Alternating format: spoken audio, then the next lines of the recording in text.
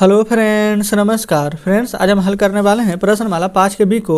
कल फ्रेंड्स हमने प्रश्नमाला 5 के बी में ही 13 नंबर प्रश्न तक के हल कर लिए थे। देखेंगे ये रहा फ्रेंड्स यहाँ पर 13 नंबर। इस 13 नंबर तक के प्रश्न को हल किए हुए हैं।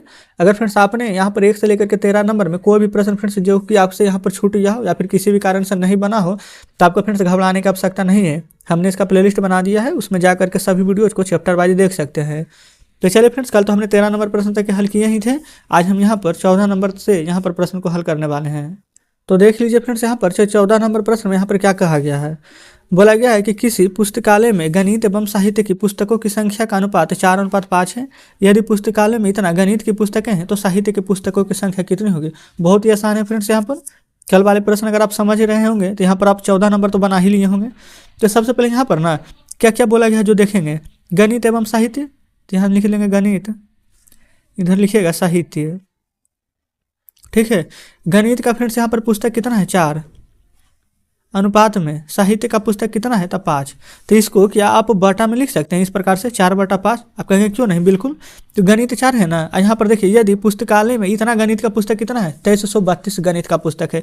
तो गणित के सामने गणित 2332, अब बटा में कर देंगे फ्रेंड्स नीचे 1 से। 1 क्यों मान लिए हैं साहित्य को, आप चाहें तो यहाँ पर साहित्य भी लिख सकते हैं, कोई दिक्कत नहीं है। अब यहाँ पर क्या 4 से कटेगा ये, आप कहेंगे बिल्कुल कटेगा, क्योंकि अंतिम का 2 अंक 4 से कटना चाहिए, यही तो नियम कहता है।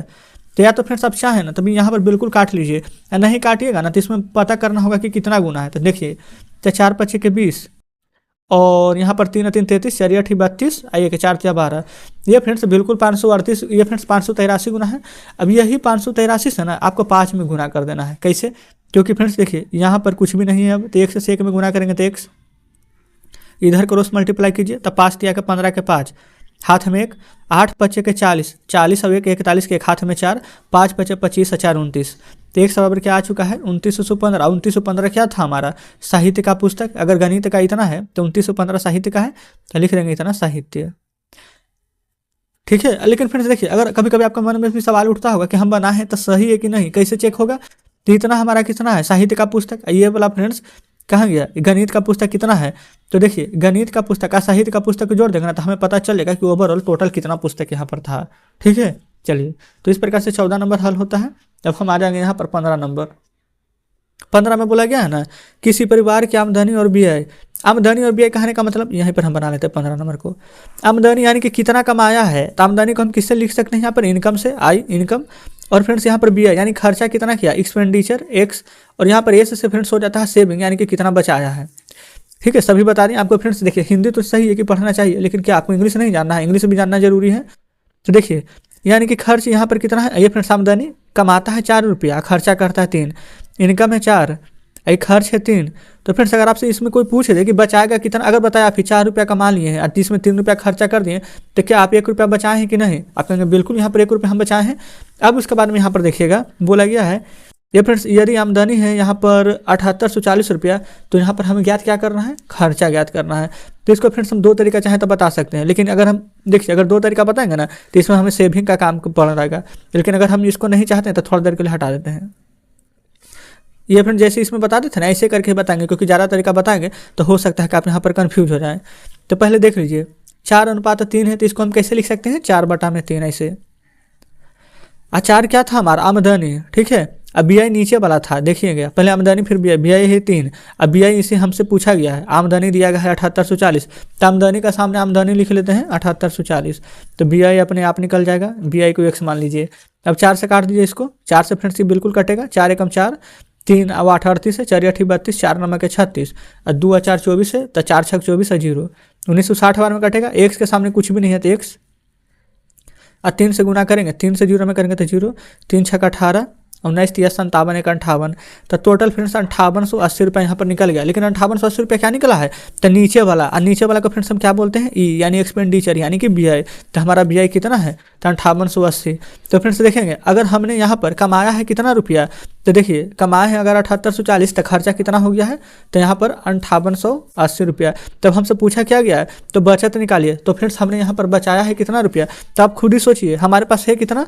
तब कहेंगे हम टोटल यहाँ पर 7840 रुपये हमारा आमदनी है कमा रहे हैं, जिसमें कि 5880 रुपये हम खर्चा कर रहे हैं। तो जो घटाएंगे तो क्या निकलेगा, बचत ही ना निकलेगा कि कितना बचा रहे हैं। तो देखिए 0 में से 0 जाएगा तो 0, 14 में से 8 जाएगा तो 6, 7 में से 8 तो नहीं जाएगा फ्रेंड तो पहचानेंगे, तो 17 में से 8 यहाँ पर घटाएंगे तो 9, ये बचेगा 6। अब 6 में से 5 जाएगा 1, यानी कि 1960 रुपया फ्रेंड्स हम यहाँ पर बचा रहे हैं। तो हमसे क्या पूछा गया है, तो बचत याद कीजिए, तो यहाँ पर लिख देंगे बचत बराबर 1960 रुपया। तो फ्रेंड्स क्या इस प्रकार से हमने बनाए हैं, कोई दिक्कत नहीं होनी चाहिए। अगर फ्रेंड्स देखिए दूसरा तरीका बताएंगे ना, तो इसमें हमें ए से निकालना पड़ेगा, यानी कि सेविंग बचत। लेकिन चलिए यहाँ पर फ्रेंड्स अगर ये तरीका आपको अच्छा लगा तो यही तरीका रहने देते हैं, ज़्यादा तरीका बता करके आपको हम कन्फ्यूज नहीं करेंगे। तो 15 नंबर हल हो गया। अब चलते हैं 16 नंबर पर। तो देखेंगे फ्रेंड्स यहाँ पर 16 नंबर में बोला गया है ए और बी के उम्रों का अनुपात 3:5 है। देखिएगा ए और बी का उम्र का अनुपात है ना 3:5, तो हम इस प्रकार से डायरेक्ट लिखेंगे 3/5, ए बटा बी 3/5। बी का उम्र 40 है ना, नीचे वाला है 40, तो कितना गुना है, तो आप कहेंगे बिल्कुल 8 गुना है, 40, तो ऊपर वाला 3 का भी 8 गुना करेंगे तो 8 या कितना हो जाएगा, तो 24। तो ए का उम्र कितना निकल गया है, तो 24 वर्ष। यही आंसर हो गया है। आपको फ्रेंड्स बढ़िया से बनाना है, मतलब डायरेक्ट आंसर नहीं लिख देना 3 × 24, ठीक है। जैसे जैसे हम यहाँ पर लिखकर बताए ना उसी प्रकार से यहाँ पर बनाना होगा, ठीक है। चलिए अब आ जाते हैं 17 नंबर में। बोला गया एक साधारण विमान जेट जो कि फ्रेंड्स यहाँ पर उसका चाल 3:8 है। यदि साधारण विमान जेट की चाल 420 किलोमीटर प्रति घंटा तो जेट विमान कुछ भी नहीं है। देखेंगे साधारण विमान है, एक जेट विमान है, तो ऊपर में ना लिख लेते हैं साधारण और नीचे में लिख लेते हैं फ्रेंड्स जेट। साधारण है 3 और जेट है 8। साधारण विमान का चाल 420 दिया गया है, यानी कि फ्रेंड्स ऊपर वाला का चाल है 420, तो जेट विमान का चाल कितना है जो हमें नहीं पता, इसी को ना निकालना है। तो देखिए 3 से इसको काट लीजिए, ये फ्रेंड 14 × 42, ये 140 बार में 1 से सीधे गुना करेंगे तो 1 सी रहेगा। अब 8 में गुना करेंगे तो 14 8 बेलोतल से यानी 112, 1 जीरो है तो 1 जीरो दे देंगे। ये हम चाल निकाल रहे हैं, चाल किस में रहता है, तो किलोमीटर प्रति घंटा में, तो इसमें लिख सकते हैं किलोमीटर प्रति घंटा। एक हम किसको माने थे फ्रेंड्स, तो आप कहेंगे जेट विमान को। तो यानी कि साधारण विमान का अगर चाल है ना 420 किलोमीटर प्रति घंटा, तो जेट विमान का चाल आ जाएगा हमारा 1120 किलोमीटर प्रति घंटा। क्या कोई कन्फ्यूजन है, कोई दिक्कत है, तो बिल्कुल कोई दिक्कत नहीं होनी चाहिए। तो इस प्रकार से फ्रेंड्स हमारे यहाँ पर 17 नंबर प्रश्न हल हो जाता है। क्लियर है। अब यहाँ पर देख लेंगे 18 नंबर को। 18 नंबर में बोला गया है वृत्त की परिधि और व्यास इतना है। अब व्यास इतना है तब परिधि कुछ भी नहीं है। ये फ्रेंड्स यहाँ पर परिधि है ना, परिधि को हम किससे डिनोट करते हैं, आर से, रेडियस यानी परिधि, और डी डायमीटर यानी व्यास, r/d यानी कि 22/7। यहाँ पर व्यास कितना दिया गया है 2:8। व्यास यानी कि क्या फ्रेंड्स हमारा डी यानी डायमीटर, इसके सामने लिखेंगे नीचे 2.8। 7 से ये फ्रेंड्स 7 से काटना नहीं बल्कि 7 का कितना गुना 28 है, तो आप कहेंगे 4 गुना। आप कहेंगे बीच में तो दशमलव भी है तो कोई दिक्कत नहीं है, दशमलव हम लास्ट में दे देंगे। 22 गुने ये फ्रेंड्स 7 का 4 गुना है तो 22 का 4 गुना कीजिए तो 22 × 88। 1 अंक के बाद दशमलव था ना, तो 1 अंक के बाद दशमलव दे दीजिए 8.8। तो हमसे पूछा क्या गया था परिधि कितना है, तो फ्रेंड्स परिधि क्या निकल चुका है 8.8। किस में फ्रेंड्स, अगर मीटर है कि सेंटीमीटर, तो सेंटीमीटर है तो सेंटीमीटर में। तो हमारा यही आंसर हो गया है। 7 का 4 गुना था तो यहाँ पर 22 का भी 4 गुना करेंगे, 1 अंक के बाद दशमलव था तो 1 अंक के बाद दशमलव दे देंगे। तो इस प्रकार से 18 नंबर भी हमारा हल हो जाता है। चलिए आगे बढ़ेंगे 19 नंबर की ओर आते हैं। इसमें फ्रेंड्स बोला गया है ना कि दूध और पानी का मिश्रण में दूध और पानी का अनुपात यहाँ पर 7:2 दिया गया है। तो मिश्रण में दूध और यहाँ पर दूध की मात्रा दिया गया है, तो पानी का मात्रा कितना है, तो देखिए इसको फ्रेंड्स हम यहीं पर हल कर लेते हैं। सबसे पहले दूध और पानी है ना, दूध को मिल्क और पानी को वाटर से डिनोट कर देंगे। 7:2 है यानी 7/2, ठीक है ना। दूध की मात्रा 28 है ना, यानी कि फ्रेंड्स मिल्क है जो कि हमारा 28 है, तो 7 का कितना गुना मिल्क है, तो 4 गुना। तो 2 का भी 4 गुना करेंगे तो कितना गुना आ जाएगा 8 गुना, यानी कि आंसर क्या आ जाएगा 8। तो बोला गया उसमें पानी का मात्रा कितना है, तो पानी का मात्रा कितना है 8 लीटर।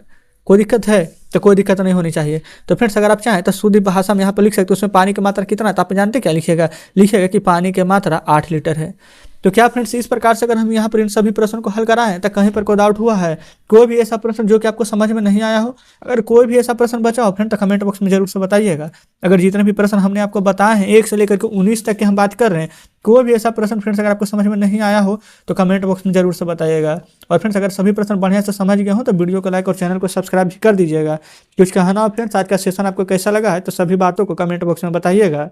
तो देखिएगा फ्रेंड्स प्रश्नमाला 5 का भी आज हमारा यहाँ पर खत्म हो जाता है। अब हम नेक्स्ट वीडियो में 5 का सी हल करने वाले हैं। तो चलिए फ्रेंड्स ठीक है, मिलते हैं अब आपसे नेक्स्ट वीडियो में नेक्स्ट चैप्टर के साथ।